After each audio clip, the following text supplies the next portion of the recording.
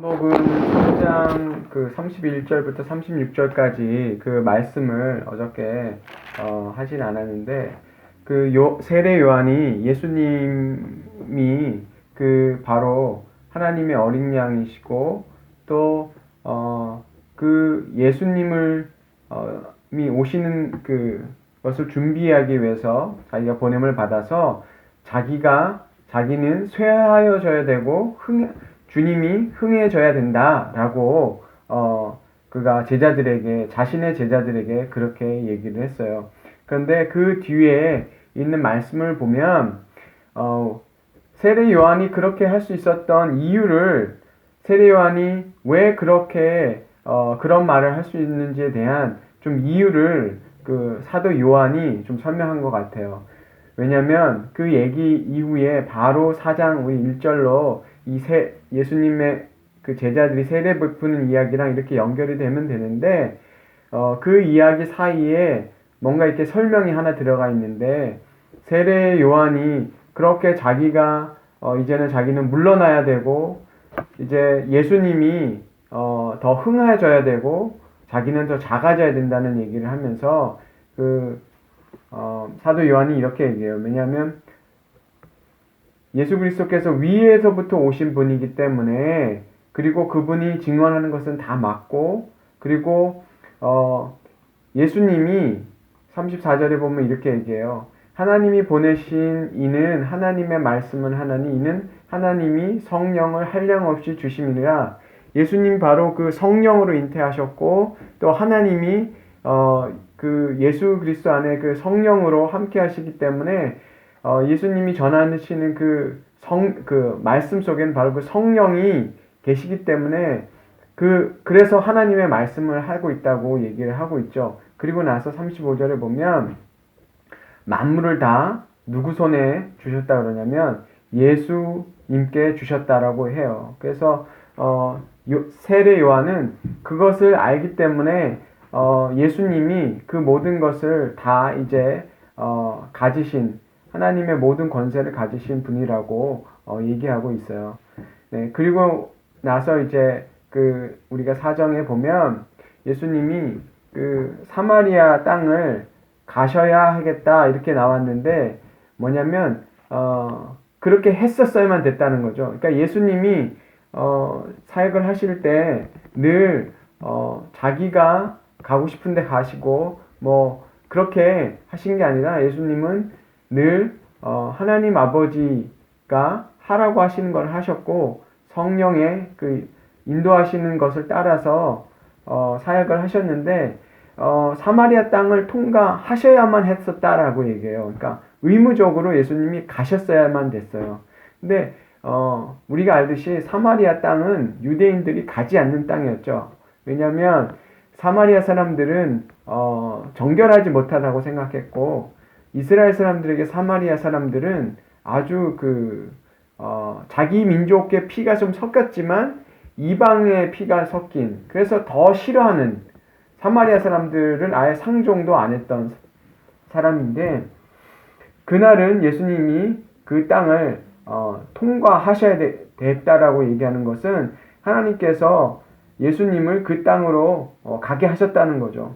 근데 그때가 정오 시간이라서 그 제자들은 이제 점심때가 됐으니까 아마 빵을 구하러 갔고, 예수님 우물가에 오셔서 앉아 계셨죠. 그러니까 예수님이 그 길을 오시는데 피곤할 정도로 오셨다는 거예요. 그러니까 이 낮 시간에, 물론 낮 시간이 덥기는 한데 아마 이 곳을 오기 위해서 예수님이 부단히 이렇게 걸어서 오시니까 뭔가 이 시간에 맞춰서 딱 오시기 위해서 부지런히 오셨던 것 같아요. 그러니까 여유 있게 어느 시간을 맞춰서 우리가 이렇게 가는 걸 좋아하잖아요. 근데 예수님이 바쁘게 뭔가 걸음을 급하게 해서 이 우물에 또 가지도 않는 그 사마리아 땅을 오셨던 것은 바로 이 한 여자를 만나기 위해서라는 것을 우리가 알 수 있어요. 다른 이유가 없거든요. 이때 이 낮 시간에 이 여자를 만나기 위해서 예수님이 찾아오셨다는 것을 알 수 있어요. 그래서 이 여자에게 예수님이 물을 좀 달라고 하시죠. 이상하지 않나요? 예수님이 그 바로 앞에 3장에 보면 뭐라냐면 모든 만물을 다 가지고 계시고 모든 게 다 가지고 계신 그런 권세가 있는 분인데 피곤하시고 이 여자한테 와서 물 좀 달라라고 얘기하는 게 좀 측은해 보이지 않으세요? 예, 다 가지신 분이 이 여자에게 찾아오셔서 물을 좀 달라고. 예, 우리가 보면 이렇게 좀 폼이 안 살잖아요.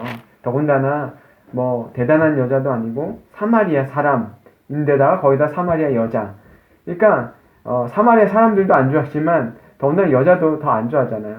근데 이 여자에게 찾아오셔서 예수님이 지금 뭔가 말씀을 시작하고 계시죠. 근데 이 여자가 왜 나한테 물을 달라 하냐? 자기가 얘기하잖아요. 우리랑 사마리아 사람들하고는 상종하지 않는다. 만나지 않는데 왜 말을 걸고 그러냐? 이렇게 퉁명스럽게 얘기를 하는데 예수님이 10절에 이렇게 말씀하시죠. 당신이 내가 하나님의 선물이 뭔지도 알고 또 그 선물을 그 물 달라고 하는 사람이 누군지 알았으면 당신이 나한테 그것을 찾았을 거라고, 내가 생수를 주었을 거라고 얘기를 하죠. 근데 이 여자가 그 말을 사실은 못 알아듣죠. 그래서 뭐라고 하냐면 이 물을 주려면, 당신이 뭔가 물을 주려면 이 물을 길러야 되니까 뭐 물 기를 그릇도 없고 아무것도 없는데 어떻게 생수를 얻을 수 있겠냐. 그 말은 아마 이 지역에 물을 얻을 수 있는 곳이 거기밖에는 없었던 것 같아요. 그러니까 물을 주려면 당신이 뭐 물을 기를 것도 없고, 그리고 아무리 찾아봐도 여기서는 물 기를 데가 없으니까 물 줄 수 있는 게 없다라는 거죠. 근데 이 여자가 뭐라고 했냐면 우리 조상 야곱이 이 우물을 우리에게 주었고 거기서 자기와 자기 아들들과 짐승이 다 마셨다라고 얘기해요. 뭐냐면 이 여자가 얘기하는 거는 자랑이 뭐가 있냐면 야곱이 우리의 조상이라고 얘기해요. 성경을 보면 재밌어요. 유대인들도 늘 얘기할 때 뭐냐면 우리 그 나다니엘도 뭐라 그랬냐면 그쵸? 그 하나님의 천사가 내려왔었던 그것을 왜 바랬잖아요. 야곱과 같이 그렇게 하늘나라가 열리는 거를 보기를 바랬고 그런 얘기를 했잖아요. 근데 이 여자도 뭐 얘기하냐면 야곱 얘기하는 거예요. 자기들이 가지고 있는 이 우물이 사실은 조상 야곱 때부터 야곱이 준 우물, 판 우물이라는 건데, 그래서 뭘 얘기하고 있냐면 자기도 사마리아 사람이지만 우리는 그 야곱이 돌려서 얘기하는 거예요. 우리도 이스라엘 사람이다 라는 거를 사실은 얘기하는 거죠. 약간은 그런 좀 뭐라 그럴까요? 무시받는 것 때문에 대답하는 거예요. 우리도 야곱의 자손이다라고 얘기를 하고 있죠. 근데 예수님이 무슨 말씀을 하시냐면 이 물을 마시는 자는 다시 목마르지만 내가 주는 물은 영원히 목마르지 않은 물을 주겠다. 영원토록 솟아나는 물을 주겠다. 라고 얘기를 하시는데 이 여자가 늘 이 물가에 사실은 이제 12시라고 얘기하잖아요. 이제 12시에 제일 뜨거운 시간에 물을 기르러 나온 거는 여기 아마 그 시간이 물을 기르러 오는 시간이면 다른 여자들이 있었을 거예요. 근데 이 중동이나 이런 지방에는 이 가장 뜨거운 때는 물 기르러 안 거거든요. 해가 떨어지거나 아니면 너무 이른 시간이나 이런 때 하지 낮 시간에는 안 들어오거든요. 그러니까 이 여자가 혼자 지금 여기에 나와 있는 거죠. 뭔가 이 다른 사람들하고 만나지 않고 그런 어떤 수치스러운 것이 있다는 것을 알 수 있죠. 그래서 예수님이 지금 뭔 얘기를 하시냐면 이 물 뜨러 맨날 오니까 얼마나 귀찮은 거겠어요. 우리가 매일 밥하는 게 귀찮은 것처럼 물 뜨는 것도 귀찮은 일이고, 또 물은 자기 집에서 물을 뜨는 게 아니라 이 공동 우물에 나와서 물을 뜨러야 되니까 사람들을 만나야 되고, 이 여자는 그것을 피해야 되는 사람이었던 것 같아요. 근데 이 여자가 영생하는 솟아나는 물을 주시겠다고 그러니까 뭐라 그러냐면 그 물 달라 그러죠. 그러면 매일 물 뜨러 오지 않게 되니까 그 물을 달라 그러죠. 그러니까 물 뜨는 게 귀찮기는 하나 봐요. 이 지방에서는. 그런데 이 여자가 깨닫지 못하니까 예수님이 바로 본론으로 얘기하죠. 너 가서 남편 좀 데려와. 이렇게 얘기하죠. 근데 뭐 남자와 여자 이렇게 그 당시에 이렇게 둘이서 얘기하고 있으니까 뭐 남편을 데리고 와서 이렇게 얘기해야 이렇게 뭐라 그러죠? 이렇게 좀 그 오해를 사지 않으니까 뭐 그렇게 얘기하는 사람도 있는데 제가 보기엔 예수님이 이 여자에게 이게 그 어떤 그 이분이 예수님이 누군지를 모르니까 그 예수님이 이 여인에 대해서 이제 이렇게 마음을 이제 직접적으로 다루시기 위해서 얘기를 한 거죠. 남편을 데려오라 하는데 남편이 없다라고 얘기하죠. 그랬더니 예수님이 남편 없는 게 맞다. 그러니까 그 안에 그 여자가 얘기하는 그 의미를 정확하게 하셨죠. 그리고 나서 예수님이 남편이 5이 있는데 지금 같이 사는 남자도 내 남편이 아니다 라고 얘기를 하셨죠. 그러니까 뭐 이 뜻을 가지고 뭐 남편이 죽어서 다른 남편을 얻고 이렇게도 해석하기도 하는데 근데 제가 보기에는 이 여자가 이 남편을 자주 바꿨던 것 같아요. 죽어서 하는 수도 있고 물론 정확한 그건 없어요. 그런데 제가 보기에는 이 여자가 이 정황으로 봤을 때는 사람들을 피하고 그 뒤에도 나오지만 사람들을 피하고 또 이것을 수치로 여기는 것을 보면 이 여자가 분명히 남편을 갈아치웠을 가능성이 높아요. 그렇기 때문에 이 여자가 어떤 그 수치심이 있기 때문에 지금 말을 못하고 있었던데 예수님이 바로 그 얘기를 하시죠. 그래서 이 여자에게 예수님이 평범한 한 유대인이 아니라 예수님께서 이 여자의 마음을 아시는 분, 그렇죠? 이 여자 그래서 얘기해요. 선지자라고 얘기를 하죠. 왜냐하면 이 여자가 많이 알 수 있는 거를 예수님이 말씀해 주시니까 이 여인이 이분이 보통 분이 아니라 선지자이시구나. 내 마음을 속속이 다 아시는 그런 선지자이시구나 라고 알았죠. 근데 그 다음이 참 흥미로워요. 이 여자가 선지자라는 걸 알고 이분이 특별한 하나님의 어떤 신적인 능력이 있다는 걸 알았는데 이 여자가 뭘 얘기를 하냐면 바로 예배 얘기를 꺼내요.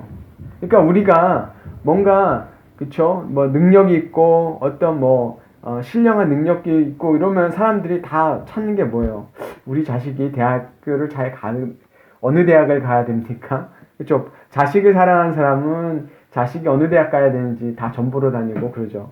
그리고 돈을 버는 사람은 내가 무슨 사업을 해야지 장사가 잘 될까요? 아니면 우리가 구하는 게 다 그런 거잖아요. 인간들이 우리가 제일 관심이 있어 하는 것을 찾게 돼 있거든요.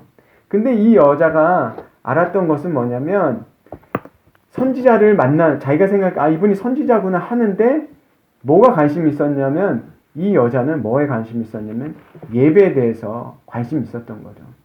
왜냐면 남자도 이 목마름이라는 걸 이 여자가 뭐에 목말라 하는지를 예수님이 얘기하시잖아요.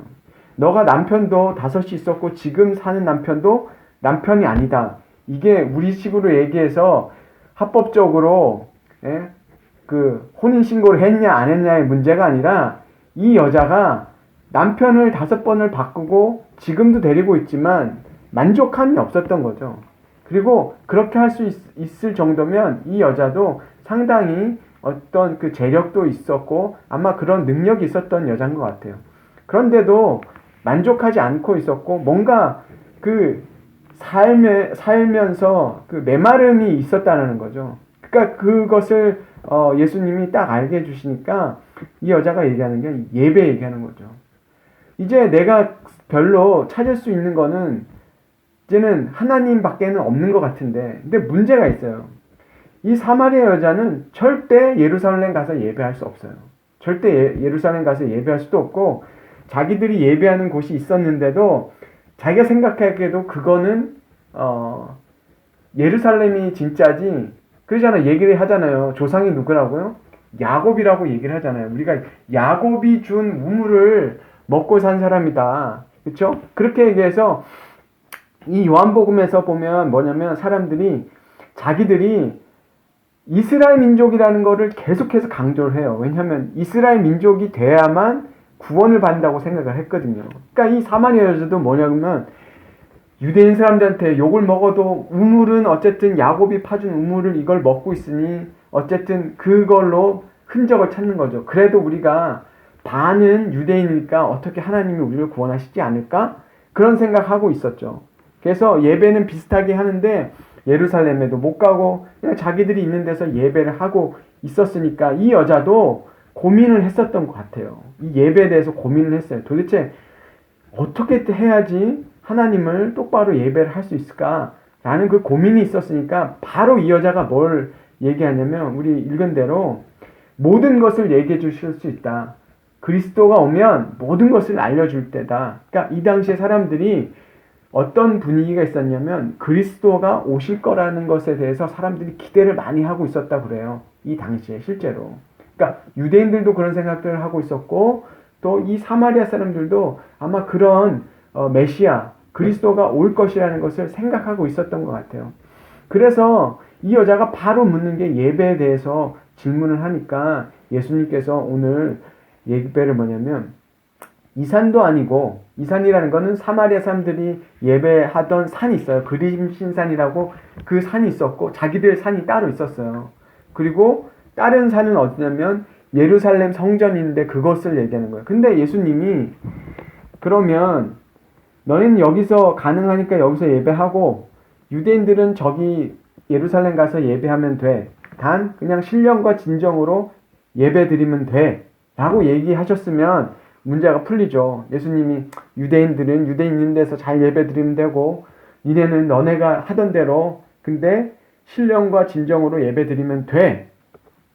그렇게 얘기했으면 여자도 편하고 유대인들도 마음이 안 불편하고 다 좋을 텐데 예수님이 뭐라고 얘기하시냐면 뭐라고 예배해야 된다 그러죠? 아버지께 참되게 예배하는 자들은 영과 진리로 예배할 때가 오느니 곧 이때라. 아버지께서는 자기에게 이렇게 예배한 자들 찾으신다 라고 얘기하죠. 그러니까 이 산도 저 산도 아니에요. 둘 다 아니래. 예루살렘도 아니고 왜냐하면 예수님 보신 것처럼 더 이상 이제 성전은 필요하지 않다라고 얘기했으니까. 그래서 예수님은 이제 영과 진리 안에서 예배하는 사람들이 어떤 참 예배자라고요? 이 사람들이 참 예배자라고 얘기하는 거죠. 그러면 이제 우리가 풀어야 되는 게 뭐냐면 영과 진리로 예배 드려야 된다고 얘기하죠. 뭐 진리 또 진리를 똑같은 말로 쓰면 뭐 온전한 마음 이렇게도 얘기할 수 있는데 영과 진리로 예배 드려야 된대요. 그러면 우리가 요한복음을 계속해서 읽고 있는데 그쵸? 비슷한 말이 계속 나와요. 영과 진리 이거는 계속 처음부터 끝까지 나오는데 그러면서 성경에서 계속해서 사도 요한이 뭐라고 얘기하냐면 성령으로 거듭나야 된다 얘기했죠. 그리고 예수님은 어떤 분이라고요? 성령으로 세례를 주는 분이고 성령을 우리에게 주시는 분이고 그리고 진리를 말씀해 주시는데 왜 진리를 말씀해 주실 수 있냐면 예수님은 성령을 하나님이 예수님께 주셔서 그 성령으로 인해서 예수님은 하나님의 말씀을 전한다. 그러니까 여기에 다 있는 거예요. 그러니까 예수님이 우리에게 진리를 가르쳐 주신 분이고 예수님이 우리에게 성령을 주시는 분이죠. 그러면 우리가 참되게 예배할 수 있는 방법은 딱 하나예요. 예수님이 말씀하신 대로 예배하면 돼요. 뭐죠? 예수님이 우리가 하나님의 자녀가 되는 거죠. 성령을 우리가 받는다는 건 하나님의 자녀가 돼서 진리로 예배한다는 것은 바로 하나님이 가르쳐 주신 그 말씀을 따라서 예배한다는 거죠. 그렇죠? 그것을 이 여자에게 얘기해 주셨죠. 그러니까 이 여인이 이제 예수님 그리고 나서 그 그리스도가 오시면 우리에게 이 모든 것을 알려주실 것이라고 믿고 있습니다. 그랬더니 예수님이 오늘 그렇게 하죠. 내가 바로 그다라고 말씀하고 계시죠. 그러니까 오늘 말씀을 보면 예수님은 바로 이 여자에게 찾아오셨던 거죠. 그 앞에는 니고데모가 예수님께 찾아와서 근데 자기가 원하는 답을 찾지 못해서 그는 가버렸던 것 같고 이 예수님은 이 죄인인 이 여자에게 수치심 많고 이 여자는 사실은 수치심도 많았죠. 남편을 5이 있고 6번째 있는데도 그것도 남편이라고 얘기할 수 없고, 그리고 태어난 곳도 어디죠? 사마리아 땅에 사마리아인으로 태어났는데 거기 중에 여자로 태어나서, 그리고 예배도 제대로 드릴 수도 없고, 그냥 모든 조건이 다 막혀 있는 여자예요. 자기 스스로는 뭔가 구원을 얻을 만한 게 하나도 없는 거예요. 그래서 예수님이 이 여자에게 찾아오셨던 거죠. 다른 사람이 아니라, 많은 사람을 찾아오신 게 아니라 예수님이 딱 이 한 여자를 찾아서, 피곤했다는 거는 아주 그 힘이 소진하도록 이 여자를 만나기 위해서 이 시간 맞춰가지고 오신 거죠. 그러니까 주님이 우리를 이렇게 찾아오셨다는 거죠. 찾아오셔서 우리에게 그 진리를, 우리에게 지금도 우리를 만나 주신다고 저는 생각합니다. 그래서 주님이, 우리가 정말 사마리아 이 여자처럼, 그쵸, 지금도 많은 사람들이 그렇게 생각할 수 있는 것 같아요. 교회 갈 수도 없고, 여러 가지 조건 때문에 교회 갈 수 없고, 상황이 그렇게 안 되고, 우리가 정말 지금이 얘기하는 이 사마리아 여자가 있었을 때처럼 정말 예배를 할 수 있는 그런 상황들이나 그런 조건들이 사실은 마땅치가 않잖아요. 그렇지만 우리가 다시 한번 기억해야 될 것은, 주님은 우리에게 하나님의 말씀 안에서 영으로 예배할 수 있는 길을 이미 2000년 전에 이미 만들어 놓으셨기 때문에, 우리가 정말 하나님의 말씀으로, 또 우리가 하나님의 영으로 이렇게 예배할 수 있는 그 예배자로 주님께서 만들어 주신 거. 우리가 된 게 아니라 누구를 통해서요? 예수 그리스도를 통해서 우리가 그렇게 예배할 수 있는 사람이 되었다. 우리는 이걸 너무나 당연시하고 있는데, 이 여자에게는 너무나 충격적인 얘기였죠. 그래서 이 여자가 그걸 놓고 뛰쳐나가는 게 내일 나오잖아요. 내일 이어서 이 장면을 볼 텐데, 정말 우리가 우리의 메마름을 사실은 깨닫지 않고서는 주님을 만날 수가 없는 것 같아요. 주님이 계속해서 오시는 것은, 그렇잖아요. 빛이 오면 그 어둠에 있는 사람은 자기가 어두운 데 있는 걸 알기 때문에 그 어두운 것에서 나오기 위해서 어떻게 하죠? 그 빛으로 나오지만, 그러나 빛을 싫어하는 사람들 더 숨는다고 그랬는데, 이 여자는, 그쵸, 주님이 의사인데 아픈 사람에게 찾아오시는데, 이 아픈 여자에게 찾아오시니까 이 여자가 자기가 의사를 만난 걸 아는 거죠. 그러나 의사가 와도 자기가 아프지 않다라고 생각하는 사람은 어떻게 합니까? 필요 없다고 이렇게 얘기하죠. 그러니까 아픈 거를 안다는 거, 우리가 어떤 문제가 있다는 걸, 그걸 알고 주님이 풀어주셔야 된다는 거 안다는 것, 그게 우리의 회복의 시작인 것 같습니다. 우리가 매일매일 이런 그 주님이 없으면 안 된다는 그런 메마름이 있다라는 것, 그것도 은혜인 줄 은혜라고 생각됩니다. 오늘 우리가 이 사마리아인처럼 우리에게 찾아오신 그 주님을, 우리가 예배자로 만드신 그 주님을 우리가 감사하고 또 찬양하는 하루가 되었으면 좋겠습니다.